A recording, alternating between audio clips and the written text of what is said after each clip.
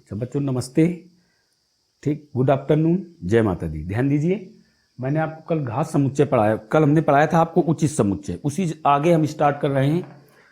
ठीक है, तो अगला क्वेश्चन हम तुरंत बता रहे हैं। अगला क्वेश्चन है समुच्चय। First part A comma B, second part A comma B comma C का घात समुच्चय लिखना है। ये क्वेश्चन है, घात समुच्चय लिखो, ये क्वेश्चन है। अब ये आंसर देखिए आप, इसका आंसर में मैं आपको सेकेंड पार्ट बता रहा हूं, फर्स्ट पार्ट आप कर लोगे। ठीक है, हमने यहां मान लिया, माना कि ए इक्वल समुच्चय A equal A comma B comma सी। घात समुच्चय को पी ऑफ ए से लिखते हैं। तो पहले आप क्या करोगे, पहले आप इसके उप समुच्चय लिखोगे। लिखिए आप इसके उप समुच्चय। तो यहां कितने अवयव हैं, 3 अवयव हैं। तो उप समुच्चय में अवयवों की संख्या 8 होगी। तो सर्वप्रथम आप क्या लिखते हैं, फाई,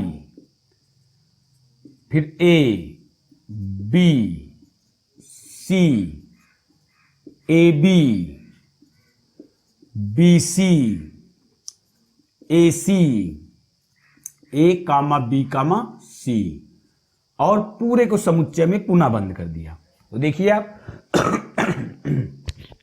जो परिभाषा बताई गई थी आपको, परिभाषा के आधार में घात समुच्चय की परिभाषा हमने क्या बताई थी कि दिए गए समुच्चय के उप समुच्चयों का समुच्चय, ठीक है, घात समुच्चय कहलाता है। देखिए आप, ये समुच्चय ए के उप समुच्चय हो गए और हमने इसको समुच्चय में बंद कर दिया, तो क्या हुआ, घात समुच्चय। अब आप इसको अपने आप कर लोगे। ए कामा बी में आप क्या लिखोगे, फाई ए बी और ए बी, ये नहीं होंगे, C B C A C A B सी नहीं होंगे, केवल ये होंगे। तो ये आप कर सकते हो सेकेंड पार्ट। फर्स्ट पार्ट कर लोगे, सेकेंड पार्ट हमने आपको बता दिया, सेकेंड पार्ट का आंसर है। ठीक है, फिर इसके बाद देखिए अगला क्वेश्चन। अगला क्वेश्चन है समुच्चय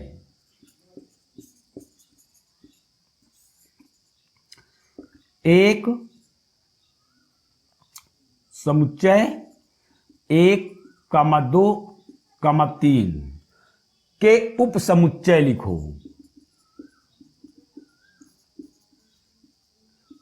के उप समुच्चय लिखो। तो इसका देखिए आप आंसर क्या लिखोगे, आंसर आप क्या लिखोगे इसका, सबसे पहले हमने यहां लिख दिया 1, 2, 3। ठीक है, अब आप ध्यान दीजिए, तो यहां कितने अवयव हैं इस समुच्चय में, का उप समुच्चय। देखिए इसमें कितने अवयव हैं, इसमें वास्तव में 2 अवयव हैं, एक, ये 1 अवयव होगा और ये 2। तो उप समुच्चयों की संख्या कितनी होगी, 2 की पावर 2 अर्थात 4। लिखो कैसे, सर्वप्रथम आप फाई लिखोगे, फिर ये समुच्चय है अवयव, इसे आप मझले कोष्टक में बंद करोगे, फिर 3 लिखोगे और फिर 1, 2, 3 लिखोगे। गिनिए आप, देखिए 4 अवयव लिखे हुए हैं, ये हो गया इसके उप समुच्चय। ठीक, फिर इसके बाद अगला क्वेश्चन है, ध्यान देना आप, अगला क्वेश्चन है यदि ए इक्वल फाई, यदि ए इक्वल फाई तो number first P of A, number second P of A, number third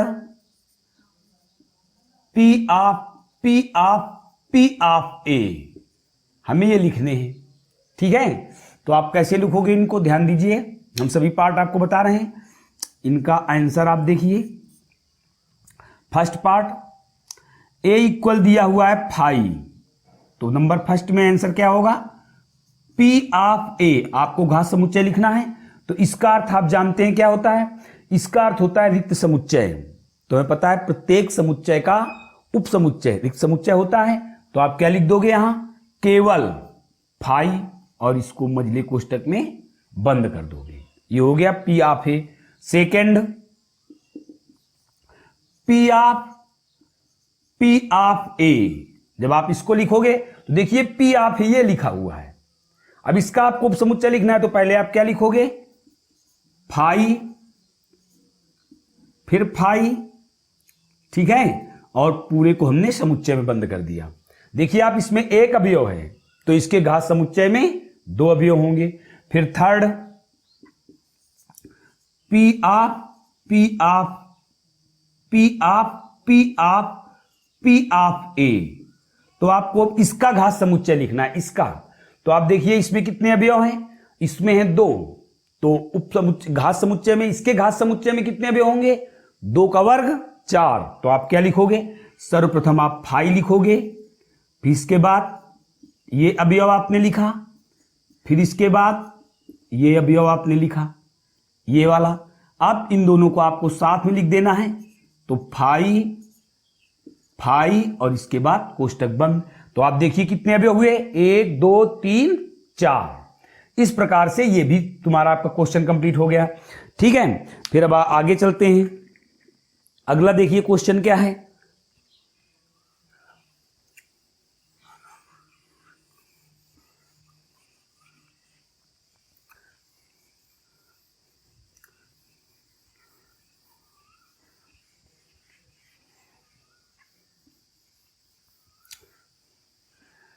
अगला क्वेश्चन देखोगे आप, अगला है, ध्यान देना है आपको। यदि क्वेश्चन है, यदि a इक्वल 1 2 3 4 समुच्चय हो गया, और b इक्वल 2 3 4, c इक्वल 1 3, तो यक्स एक ऐसा समुच्चय ज्ञात करो, ऐसा समुच्चय ज्ञात करो कि number first x proper subset B comma x proper subset C.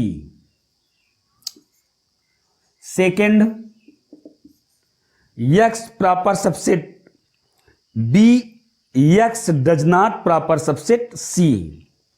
X proper subset B परंतु x does not proper subset C. ठीक है। Third, x proper subset A, x proper subset B, x proper subset C. X proper subset B, x proper subset C. हमें ऐसे समुच्चय के अवयव लिखने हैं। तो अब आप आंसर देखिए। फर्स्ट नंबर देखिए क्या लिखा है, x proper subset B, x proper subset C. अर्थात यक्स बी का भी उपसमुच्चय हो और सी का भी उपसमुच्चय हो। यक्स हमें एक ऐसा समुच्चय लिखना है, ठीक है, कि वो बी का भी उपसमुच्चय हो और सी का भी उपसमुच्चय हो। तो देखिए बी और सी में कौन सा अवयव है, देखिए आप 3 दोनों में उपस्थित है, तो यक्स समुच्चय में 3 अवयव अवश्य उपस्थित होगा। तो अब आप जानते हो किसी भी समुच्चय का उपसमुच्चय रिक्त समुच्चय होता है, तो हम ये एक प्रकार से बी और सी का उपसमुच्चय है यक्स। फर्स्ट नंबर में x proper subset B, x proper subset C का अर्थ है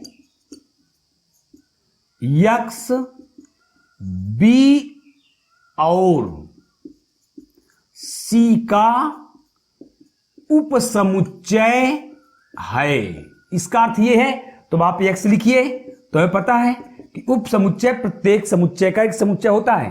तो मैं यहां हमने फाई लिख दिया और फाई के बाद 3 लिख दिया और हमने कोष्टक बंद कर दिया, हो गया। ये देखिए आप बी और सी में 3 अवयव उपस्थित है, हो गया। सेकेंड पार्ट क्या है, यक्स का प्रत्येक अवयव बी में हो, अर्थात यक्स बी का उपसमुच्चय है परंतु यक्स सी का उपसमुच्चय नहीं है। तो आप इसको कैसे लिखोगे? X proper subset B, x does not proper subset C. तब यक्स इक्वल क्या होगा? आप पहले सो 5 लिख दोगे, फिर 2 लिखोगे, फिर 3 लिखोगे, फिर 2 3 लिखोगे, फिर 2 4 लिखोगे, फिर 3 4 लिख दोगे आप, और बस हो गया ये। ठीक है। फिर इसके बाद थर्ड आता है, तो थर्ड में देखिए आप क्या है?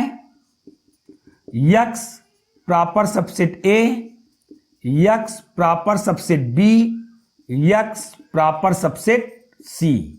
तो इसमें आप देखिए यक्स तीनों समुच्चयों का उपसमुच्चय है, तो तीनों समुच्चयों में केवल एक ही अवयव मिल रहा हमें, कौन सा? 3। तो आप क्या लिख दोगे यहां? 5, यहां समुच्चय बंद होगा, और 3, ये हो गया यक्स ए बी और सी तीनों का उपसमुच्चय। तो ये क्वेश्चन आपका पूरा हो गया। ठीक है, फिर आगे चलते हैं। अगला क्वेश्चन देखिए आप,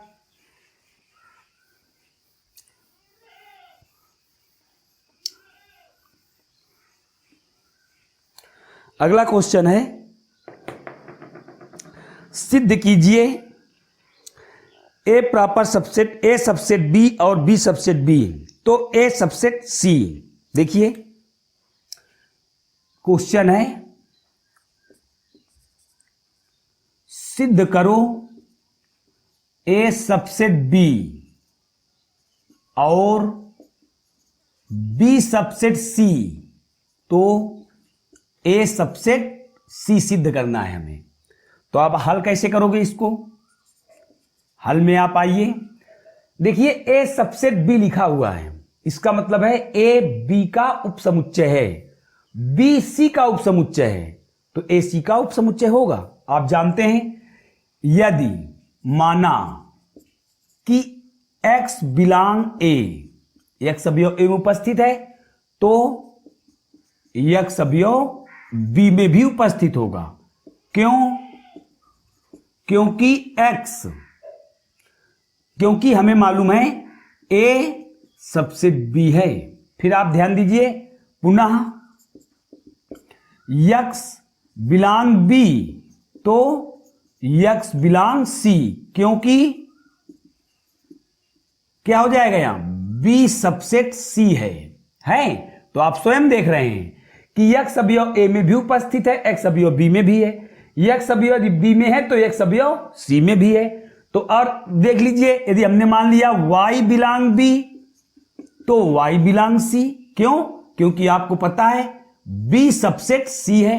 तो अब हमने क्या देखा कि a का प्रत्येक अवयव c में है, तो आप लिख दोगे यहां अतः x बिलोंग a और x कामा y बिलोंग c है। तो इसका मतलब क्या हुआ? इसलिए क्या हो जाएगा? a subset c। यही हमें सिद्ध करना था, ये आपका प्रूव्ड हो गया। ठीक, फिर इसके बाद नंबर आता है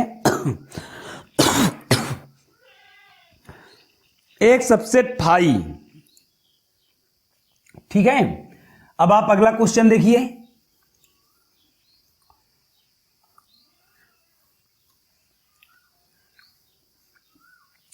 अगला क्वेश्चन है,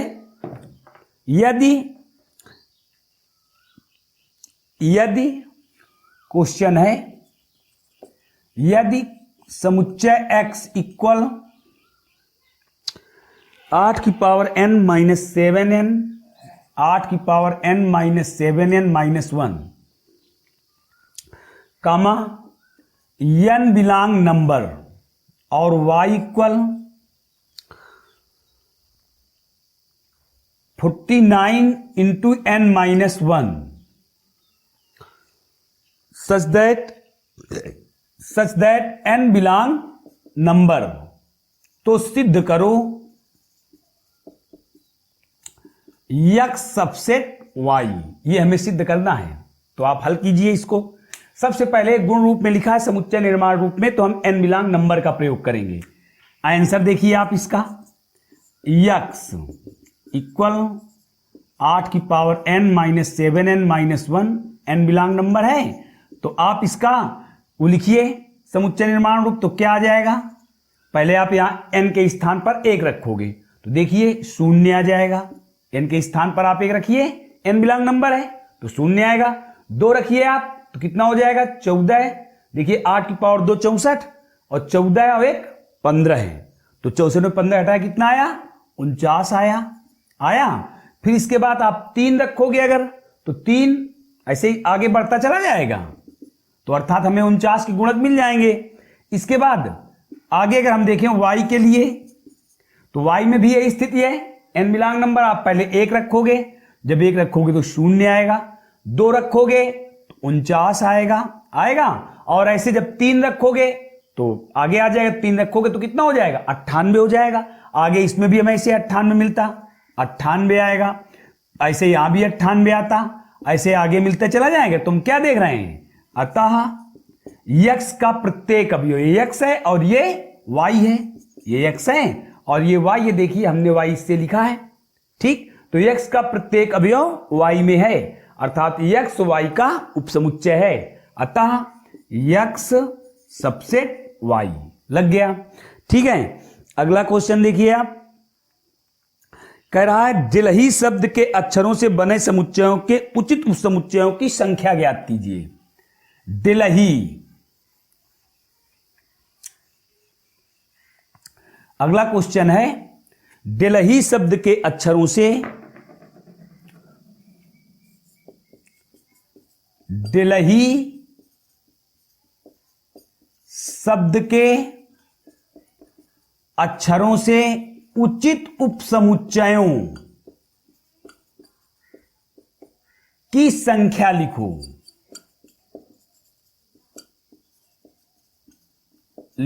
ठीक है, यह क्वेश्चन हुआ।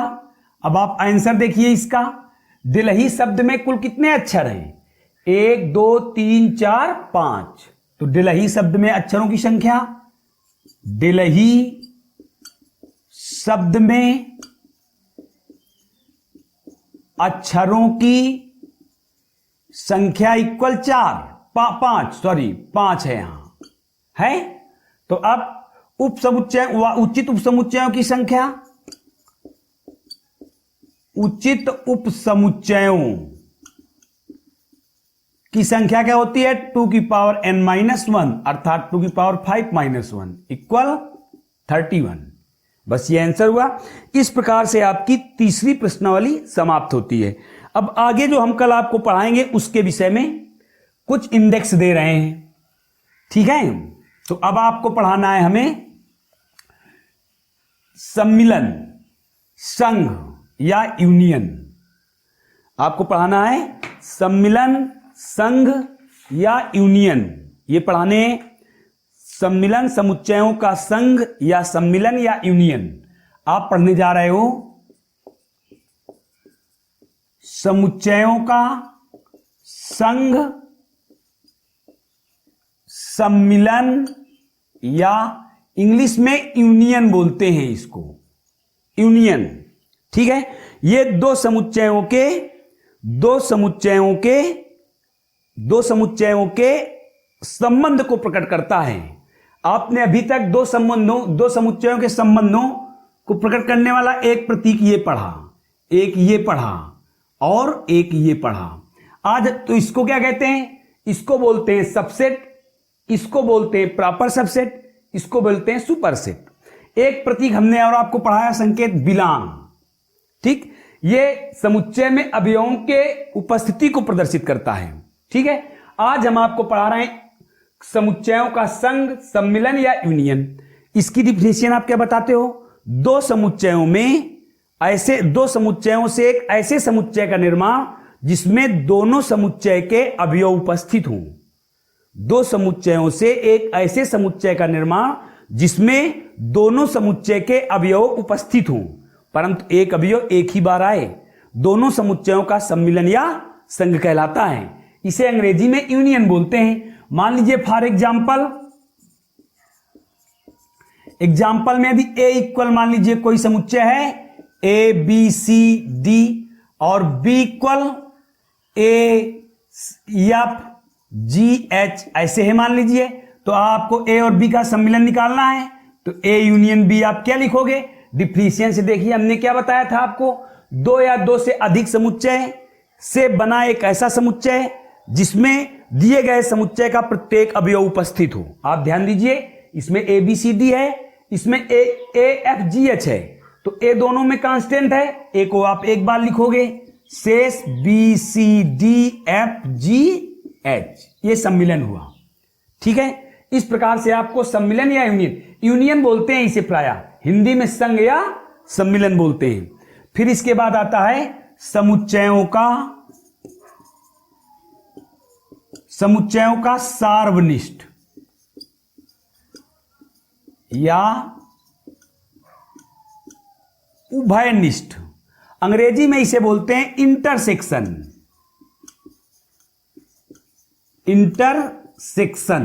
ठीक है, इसका प्रतीक क्या है? उल्टा हो जाता है, यूनियन का उल्टा कर दो। जैसे मान लीजिए फॉर एग्जांपल यही है, एग्जांपल से ए इंटरसेक्शन बी, तो अब इंटरसेक्शन का मतलब सार्वनिष्ठ या उभयनिष्ठ। तो आप देखिए इन दोनों में उभयनिष्ठ क्या है? ए है, तो आप लिख दोगे यहां पे ए।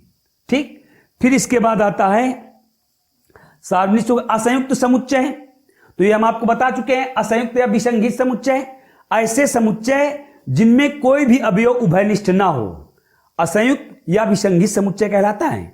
दो या दो से अधिक ऐसे समुच्चय जिनमें कोई भी अवयव उभयनिष्ठ ना हो, विसंगीत या असंयुक्त समुच्चय कहलाता है। फिर इसके बाद क्या आता है? फिर इसके बाद है दो समुच्चयों का अंतर। इसके बाद है दो समुच्चयों का अंतर। आपको ये नियम बता रहे हैं हम, ये आपको मालूम होने चाहिए। दो समुच्चयों का अंतर देख रहे हैं आप, दो समुच्चयों का अंतर, अर्थात मान लीजिए यदि एक समुच्चय ए और एक बी है, तो ए माइनस बी बराबर क्या होगा? ए के अवयव जो बी में ना हो, ए के वे अवयव जो बी में ना हो। मान लीजिए जैसे ए समुच्चय A equal A B C D ऐसे है, और B equal A E F G ऐसे है। आपको यदि ए माइनस बी निकालना है तो आप इससे परिभाषित हैं, ए के अवयव जो बी में ना हो, तो देखें ए का कौन सा अवयव है? बी सी डी, बी में नहीं है, तो आप केवल यहां क्या लिख दोगे? B C D. अगर मान लीजिए बी माइनस ए निकालना है, तो इसका अर्थ क्या हुआ? बी के अवयव जो ए में ना हो, तो बी के कौन से अवयव ऐसे हैं जो ए में नहीं है? ई एफ जी, ई एफ जी, ये दो समुच्चयों का अंतर हो गया। ठीक, तो आज हमने आपको अभी वो प्रश्नावली खत्म की तीसरी। इसके बाद हमने आपको बताया दो समुच्चयों के बीच में संबंध, सम्मिलन, संघ या यूनियन, सार्वनिष्ठ, उभयनिष्ठ या इंटरसेक्शन, और दो समुच्चयों का अंतर। ठीक है, बस आज इतना ही। मुझसे मेरी आप लोगों से गुजारिश है कि मेरा चैनल संपूर्ण रूप से देखें, सब्सक्राइब करें, ठीक, और कमेंट करें, लाइक करें, और जो हमारे अंदर कमियां हो हमें बताएं, हम उनमें सुधार करेंगे। आपको सरल से सरल भाषा का प्रयोग करके हिंदी माध्यम से एनसीईआरटी बुक्स का हल देने का प्रयास करेंगे। आपके साथ मेहनत कर रहे हैं, आप भी मेरे साथ मेहनत करिए। धन्यवाद। जय हिंद, जय भारत।